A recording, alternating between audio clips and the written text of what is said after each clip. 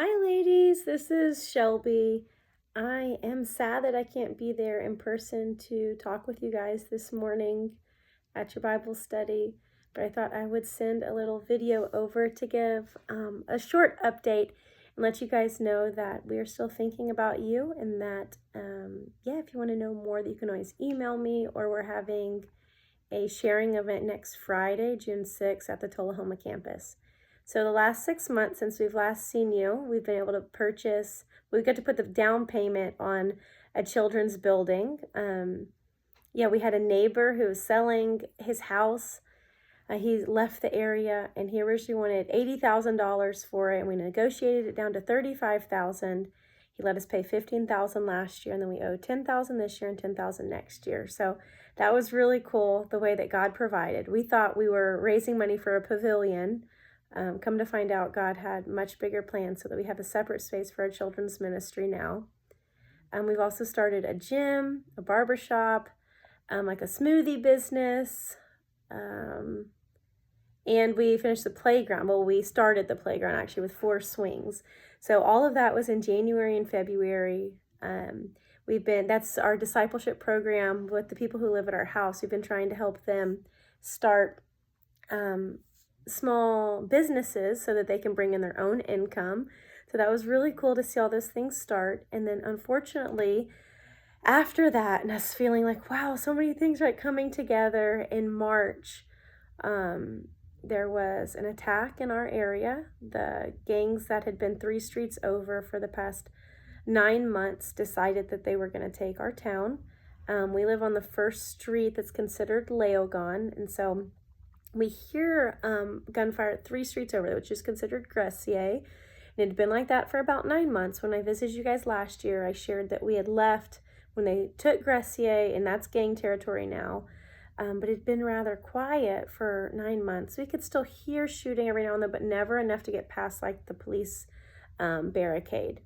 Anyway, March 10th, it was around 8 o'clock at night. We started hearing a lot of automatic weaponry, and it got closer and closer. The boys slept through it, thankfully. The boys slept through it.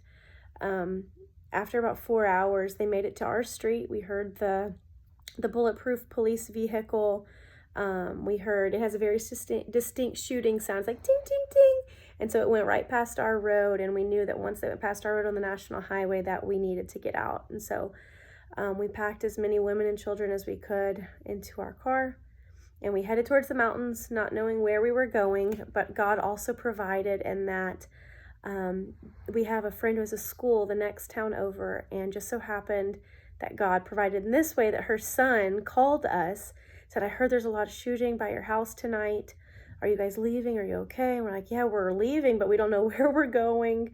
We have a lot of people with us. And he said, okay, I'll call the security guard at the school. And so the security guard opened the school for us, and we were able to sleep in the classroom in the school. And Abijah thought it was so fun, like camping with all of his cousins and friends, sleeping on the floor of a school for the first few nights. And then he's like, Mom, when are we going home? So total, we had 10 days away from our home.